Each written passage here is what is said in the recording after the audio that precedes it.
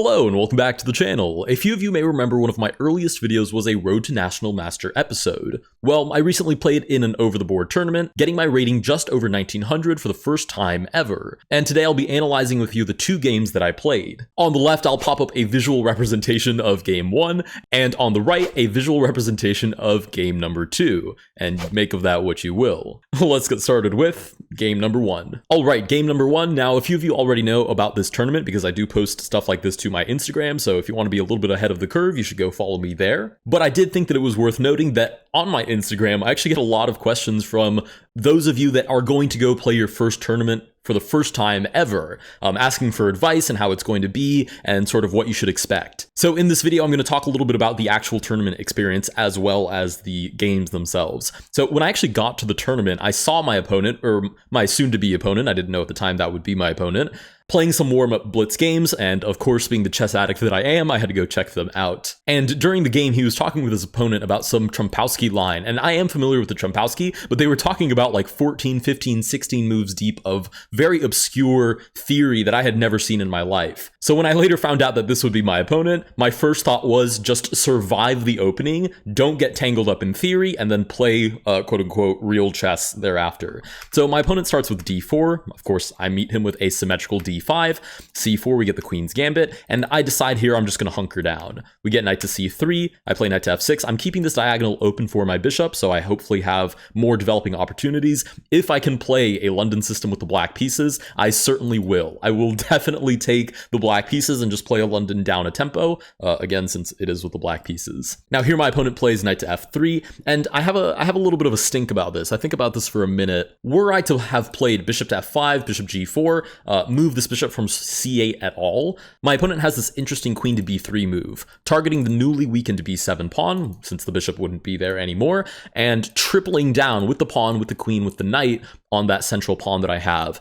And in my head, this just creates too many weaknesses. If this is an opponent that for some reason also knows 14, 15, 16 moves deep of theory in the opening for the Queen's Gambit, now I don't want to find out the hard way by walking straight into some silly, pawn loss from the get-go. So I do play e6, I trap my own bishop. I think to myself, and this is more so a coping mechanism, worst case scenario, maybe I play something like it's Stonewall Dutch, and I have like this f5 move. The bishop is entombed probably forever until it escapes, but there are still similar ideas to that the London has, where you put that knight in the middle of the board and you still go for that kingside attack. But again, I know myself, I know that I'm not great with openings. I know for a fact that my opponent is very good at openings, and so I'm just trying to get out of the opening to actually get into that middle game, end game, a little bit thicker into the game itself. Bishop to g5 must be a part of my opponent's opening repertoire for just about anything with the white pieces. Pins the knight. Of course, I break the pin immediately. I'm just keeping it super duper plain, simple. I'm not trying to go into anything interesting yet. We do get pawn to e3. I'm just developing my pieces. Rook comes over to c1, which is an interesting decision. Normally you have like bishop develops kingside castle, but my opponent is being a little more enigmatic about his approach. Now, I'm not super concerned about this. Should he ever take? Of course, I never take with the c pawn, even without the rook on c1, but with the rook on c1, that would be even worse, because then there's knight to b5, the rook and the knight coordinate, and there are some silly sort of queenside attacking ideas. But no worries, I'm extremely used to taking with the e-pawn and having the opponent's pawn structure in the middle and my pawn structure more so towards the queen side. So this move doesn't really change anything about my thought process. I go ahead and just castle out of the way. I did join this tournament halfway through, so this is technically round 3 for them, but this is the first game that I've played over the board in months, basically, which is kind of reflected in my passiveness a little bit. We do get bishop to d3, and here I drop the knight back. I probably could have played something like h6, but I did play some warm-up games as well with this opponent, and he has this awful tendency to play h4, g4. I say awful because I'm on the other end of the stick, but for my opponent, I'm sure it feels amazing. I love playing aggressively and attacking when I can as well. He has this tendency to play h4, g4, g5, and just let all his pawns rain heck down on your king. So I didn't really want to start feeding him, targets, basically, by playing h6. I allow this sort of setup. g5 comes and tickles my entire position, and my king doesn't like tickles, so I'm going to try and avoid them as much as I can. Instead, I drop the knight back, and I think to myself, worst comes to worst, I'm happy to trade pieces and play an endgame. I feel pretty comfortable with endgames. So we do, in fact, get that trade. The opponent finally does commit the king to castling, And here I think about this for a minute. I do consider f5 again, because it would give me a very strong outpost on e4, but the problem is, now that I've traded off my dark squared bishop, if I place another pawn on a light square, I have a whole bunch of light squared pawns, I have a light squared bishop, and what I don't have is a dark squared bishop anymore. So I'd have a whole bunch of really weak dark squares, which you can't necessarily capitalize on right now, but in some future, you know, something like c5, pushing these pawns, if this knight ever hops into b5, d6, I'm just not going to be a very happy camper with all of these Swiss cheese holes in my position. So instead I decided to trade off in the center. I'm looking to reroute my knights to d5, get my pieces a little more active, and maybe start dissipating my opponent's central control a little bit. The bishop does in fact take back. I do play knight to d6, finding a much better square in my opinion for my knight than its original e8 hideout. Targets the bishop, so I make this developing move with tempo. The bishop does in fact move back. And I had already seen this possibility, which leans right into my idea of e5. The idea of e5 is extremely straightforward. I'm moving this knight out of the way, I'm breaking the center to weaken my opponent's central control, and I'm hoping to develop my bishop soon after. So really just a central break. Again, the big three things: weaken my opponent's central control, get my knight out of the way, develop my bishop. And I do have the threat of e4 in case he decides to just let my pawn hang out. So my opponent plays queen to c2, doubles up on, or rather triples up on e4, so e4 is no longer in the books. He also targets h7.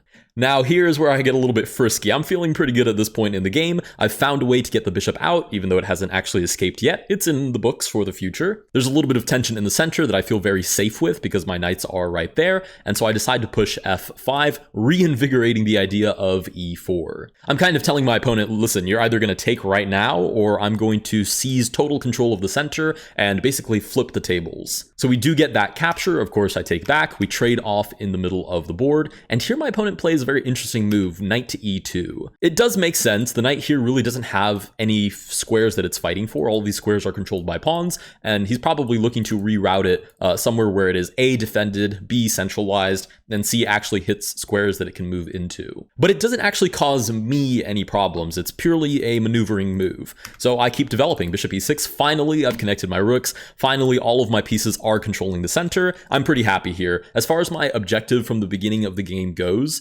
to just develop my pieces and get into a playable chess position, I have successfully done that. It is basically even on the board. All of my pieces are developed, and I can choose basically any plan that I please here. We do in fact get knight to d4, targeting the bishop, and I think to myself, this bishop is about to get one heck of an upgrade. Bishop to d5, cements it on d5 because I do have control over e4. This bishop is never getting booted. I have 1, 2, 3, 4 eyes on e4, and if my opponent gets any crazy ideas, I can have 5 eyes on it in no time. So not only is my bishop safe on d5, it's cemented to the pawn on c6, and it's staring directly at the king.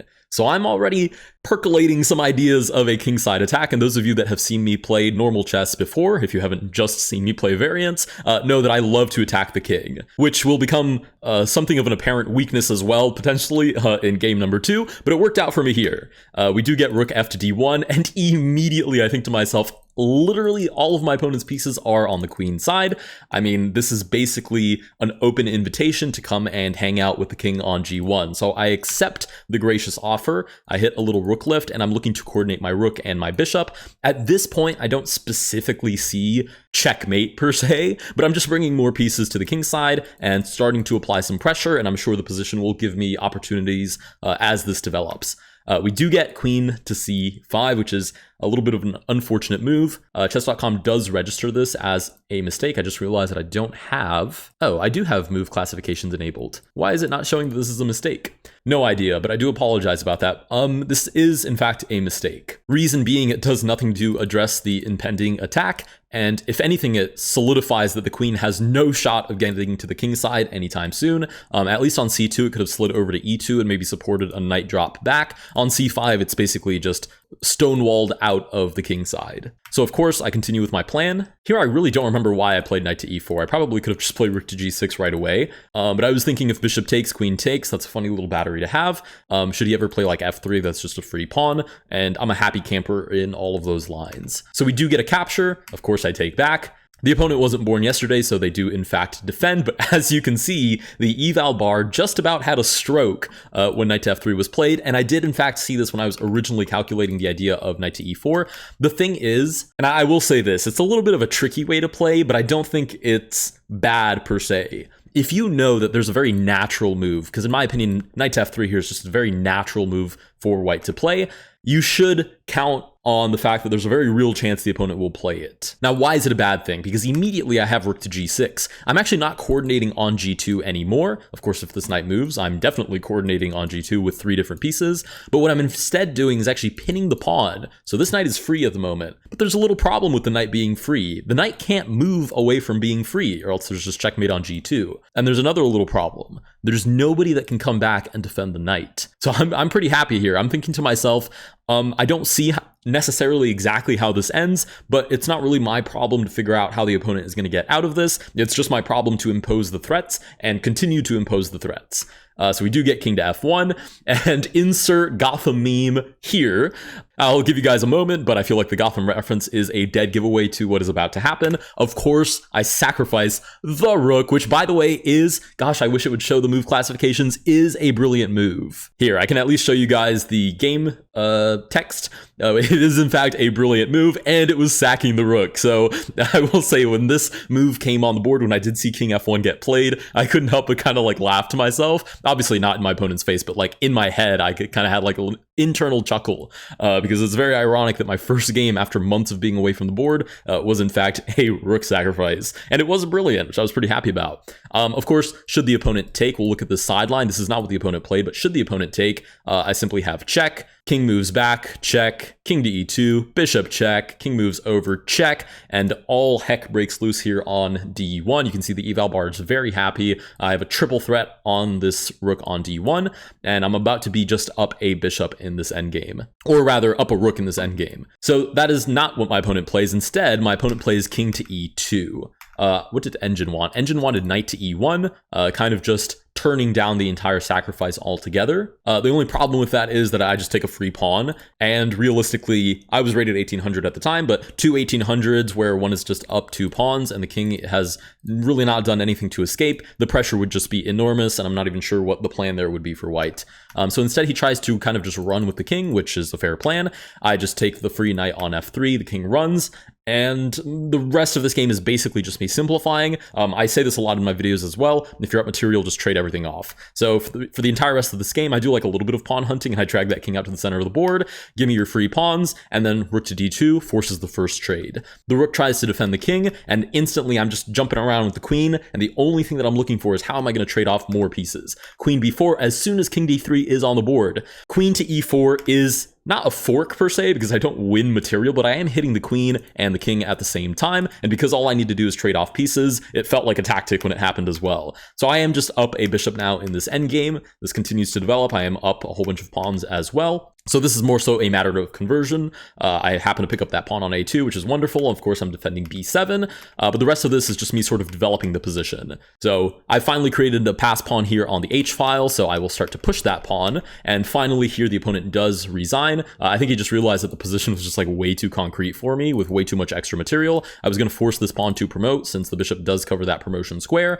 and that was going to be a pretty quick victory after that. So with that, I did win the first round, and I will say, in my opinion, this game was very clean. I liked the sacrifice. I felt like I set up the attack very well. I survived the opening just fine, but that has nothing to do with game number 2. But first, if you want to learn your openings, you should check out the sponsor of today's video, chessreps.com, which offers easy step-by-step opening lessons. Try puzzles that are completely free and come from real games, like this game, where I can see how the fried liver opening led to this nasty checkmate. You can also learn openings submitted by community members, like the highly upvoted Alien and Elephant Gambits, or the slightly less upvoted Potato. Drill your openings and keep track of your learning progress before slam dunking your opening prep on your next opponent. If you want to support the channel and become an opening menace, check out chessreps.com. Now, back to the video. Alright, game number 2 for this one, I did get the white pieces, so you'd imagine it would go a little bit better for me. I could just dish out a London system. This opponent I did not meet before the round. I think I talked to him loosely, but for the most part, I hadn't seen him play. I really was just diving into this game head first. This opponent was also rated 1800, like I was as well. So d4, d5, also a super symmetrical opening, of course, immediate London system, followed by knight to f6, e3, e6, knight to f3, bishop d6. Now, whenever I see bishop d6, they're immediately challenging that bishop. They don't want you to get comfortable before you get to play knight to e5, but this is quite literally a line that I learned on the sponsor of today's video, chessreps.com. I think the advert just played for it in between those two games. Shout out Chess Reps, but I learned that you can actually just play the knight right away. You're still in time to defend it in many variations, as long as you play knight to d2 a little bit earlier than you might normally do so. So we do get short castles, knight to d2, ready to defend the knight on e5. And we do get pawn to c5, c3 instantly dished out on my part. I always reinforce the center whenever the opponent challenges it. We do get queen to c7. I feel very comfortable here because as far as I can see, there are no complications. For example, had queen to b6 been played, targets b2, I can just play rook to b1. The bishop is inside the pawn structure, so it can never harass my rook. So just a lot of the normal complications that might come with a London system are just not here on the board. This is a very, not passive opening, just a very neutral opening that allows me to get all of the ideas that I want onto the board. Bishop d3, knight c6. Now, any London player here would immediately, zero hesitation, tell you that you're supposed to play knight to f3 because there are now 1, 2, 3 attackers on e5, and you only have 1, 2 defenders. You need at least as many defenders as attackers to not lose material, so knight to f3 here is a no-brainer. But very on brand for me. Believe it or not, this is a 70-minute game with 5-second delay. So I have an hour and 10 minutes to think about my moves, and thus far I've probably used about 90 seconds. Instead, I almost instantly dish out pawn to h4, which chess.com is very generous to only call this a mistake, because this is basically a blunder. It just gives away not only a pawn, a central pawn, and it gives away complete control of the center. Why did I play this? I have no idea. I honestly just think it was an enormous brain fart. But for the entire rest of the game, I double, triple, and quadruple checked every single move that I made. Because frankly, in this position, there was no need for me to play h4. Like, this entire game could have gone completely differently had I just played knight to f3, reinforced the center, and kind of forced my opponent to figure out what on earth they're going to do. God forbid my opponent played something like c4, try to go for a queenside attack, because as you guys know, I would have definitely gone and eaten them alive on the king side.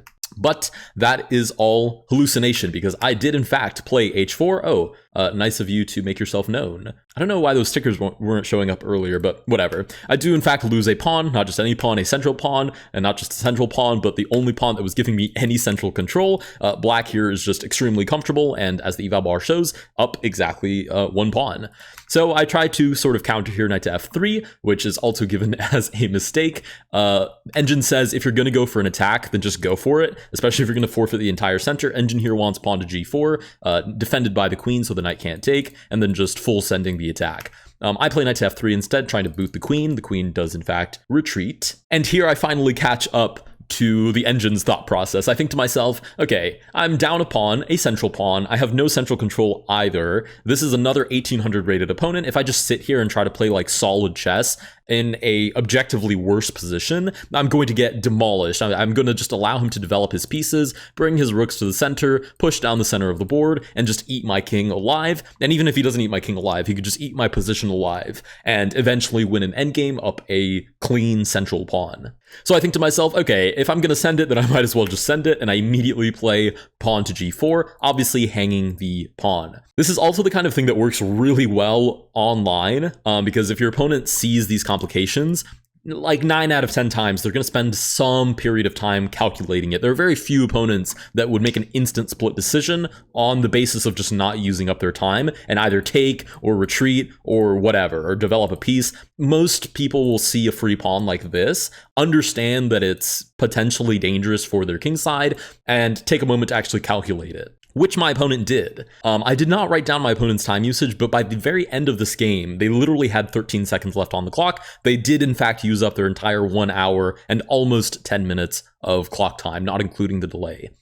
So the opponent finally decided to play pawn to e5. They declined my gambit, which is fine because the pawn can continue to advance, and that's exactly what it does. Targets the knight. I'm not super afraid of e4 because if I capture and they take either of these two pieces, then I'm taking this g7 pawn, and I'm doing my best to unearth that king from that little hiding spot that it has in the corner of the board.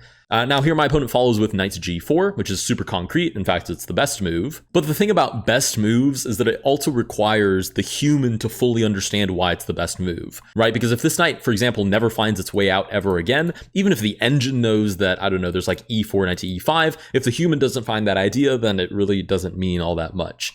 In any case, I continue here with e4 myself, because of course I do not want to allow e4 and knight to e5, so I push e4, and this knight is a little bit questionably placed now. I'm still, just to be totally clear, way worse. The opponent here probably could have just played d4 and gone for that central push. I just do not have the same amount of firepower. I'm literally missing an entire pawn on d4, so just any push here would have been fine. Capturing probably would have also been fine. My king is in the center, so opening files is probably great for my opponent, but again, just because the engine knows that this is really good, just because either human knows that this is really good, does not guarantee that that human will find the most precise continuation. So here, he does play bishop to e6. We did in fact review the game together afterwards, which by the way, if you guys ever go and play a tournament yourself, 100% ask your opponent if they want to review the game. There's a very real chance that they will say no, or they're tired, or they didn't like how the game went, or whatever, and they will, you know, be on their merry way. But there's also a very real chance that you will meet somebody new who's friendly and wants to talk about this game. I mean, that's literally what you and this other probably random person have in common, is now this deep 2-3 hour game that you have shared. So definitely take the opportunity. Always ask your opponent. Some opponents will want to and not even ask because they're just shy. Ask your opponent, hey, if you want to review the game, they will probably want to go and review the game. So yeah, when we were reviewing the game, he kind of just sat there because we were obviously looking at the engine lines, and the engine was very happy about push, or just take, or engine was sitting there twiddling its thumb saying, do whatever you want, and this is winning. And bishop e6 is really the only one that gives me a fighting chance. You can still see black still has a 1-point advantage, but it's down from like a 3-point advantage. And it's because of actually just a simple tactic, which is that I can take here on d5, the bishop takes back, and because the bishop is free, I can take on h7, king takes, I do drop the queen in the middle of the board, and suddenly the eval bar is in fact even. I've centralized my queen. The center isn't so thick for black anymore. I mean, they still have more pieces like in the general vicinity, but it's not as convincing as it was a couple of moves ago, and I'm also ready to long castle at a moment's notice. But the position is still very sketchy. I have these very advanced pawns, but my own king is kind of weak, but black's king is like peeking its head out, but not quite weakened either. So there's a lot. It's a very dynamic game thus far, and it's about to get even crazier. We get pawn to f5 by the opponent. The idea here, I believe, is just to control more of the center space, and of course I had the somewhat menial threat of queen to e4, hits the king, hits the knight. Should he allow queen to e4 without playing f5 first? After f5, I just have en passant, which reinvigorates the check and the attack on the knight and gets rid of this pawn. So the knight did need to be saved. f5 is one way to do that, by just simply blocking off the diagonal. Should I take en passant now, the knight can take back. Not only does it hit the queen, but it also covers e4. So those previous lines don't work in that situation. And here I play my next wonderful mistake, which is to castle queenside. But again, just because engine says it's a mistake doesn't mean that the human will be able to calculate why it is a mistake. Now, here what I'm basically baiting my opponent to do is to take on f2, looking for this fork, which the engine actually likes a lot for me. The idea is I can just take on e5. I could even give g6 check, right? g6 check, if the king goes back, then I have this very pesky pawn. I know it says that it's a dubious move, but it's still a 1-point advantage.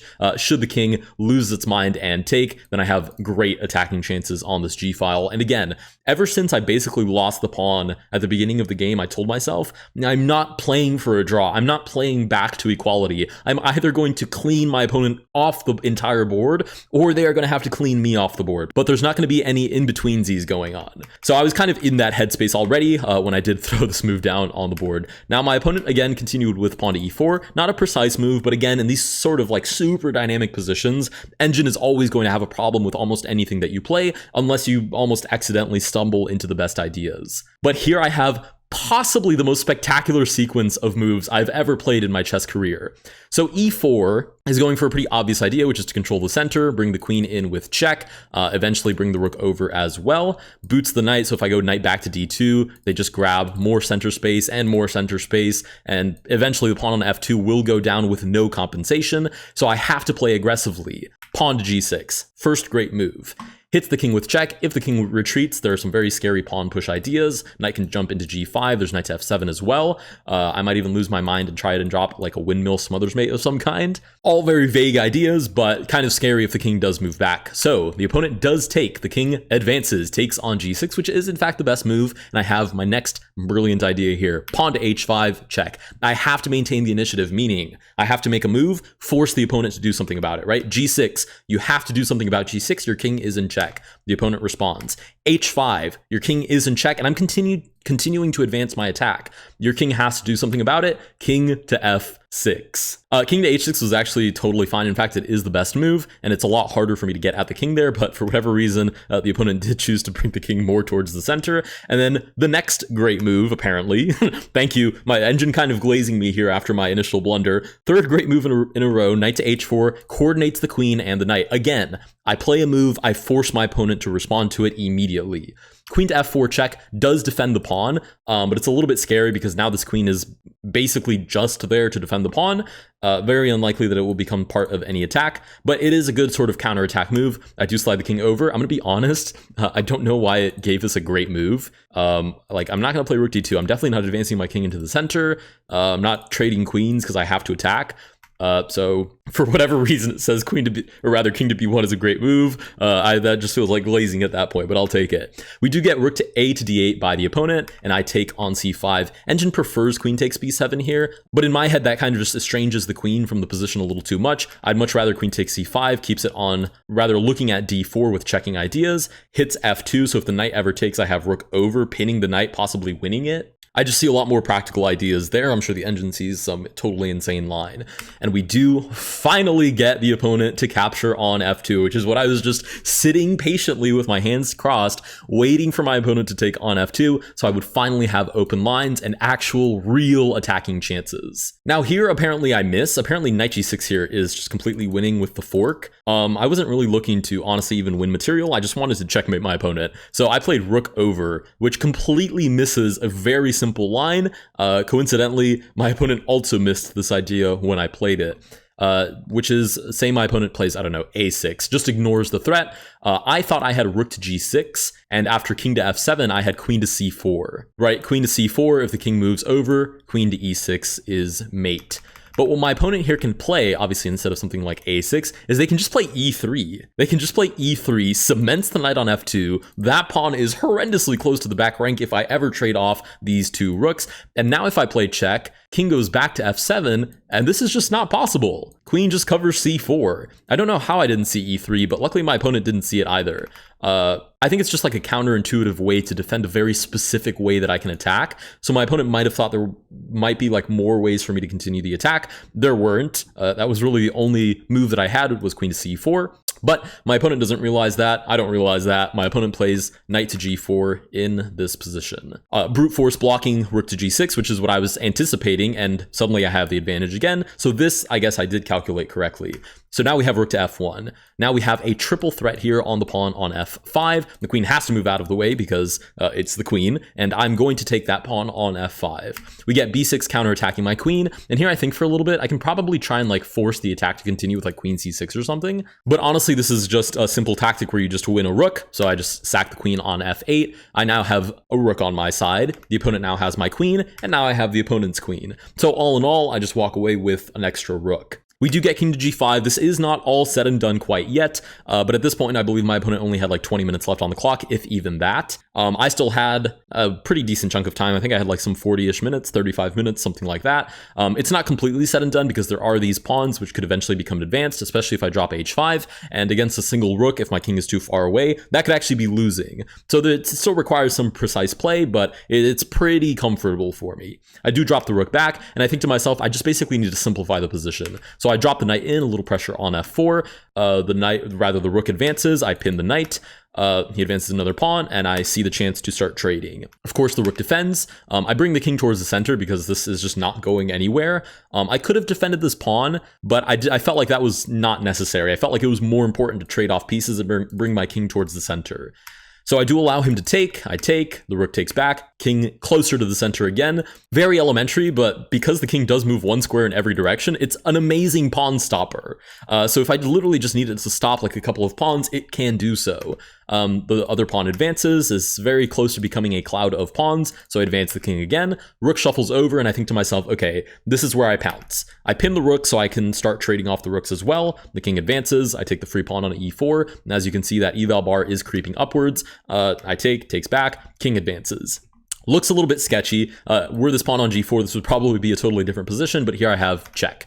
If the king gets in front of the pawn, I take. If the king moves out of the way, I also take. If the king moves back, I take on f3. And in any of those scenarios, it ends up being a rook versus a single pawn, which I'm more than happy to just sack the rook, run over here before my opponent does, and have 3 pawns versus basically none. So the king does in fact move out of the way, I take, the pawn advances, shuffle the rook over, they go to force promotion, and I say, okay, bye-bye, I'm off to the races. The pawn promotes, I take, and as you can see, I have 3 pawns, my king is much closer than their king, I advance, they follow, I advance, they follow, I take on a7, and here my opponent does in fact resign. There's just nothing they can do. If they try to advance the pawn, I catch them. If they try to go after my pawns, I take anyways. If they take, I pick my poison here. If I push a4, they don't catch me. If I push c4, they don't catch me. So just basically anything here is just completely winning. So yeah, with that, I do win, I guess, rounds 3 and 4 of the tournament, since again, I did join late, but I did win both of my games, and beating 2 1800s was enough to push me over 1900, which again, I'm very excited about. That does conclude today's video, but you guys let me know if you guys want me to do more tournament recaps in the future. And again, if you want to be in the know ahead of time, you should definitely go follow my Instagram. I do apologize to those of you that don't have Instagram. I totally understand that. But that is the platform that I use for sort of like my personal life slash, early updates to the channel stuff. Anyways, thank you guys so much for watching, and I'll see you guys in the next one.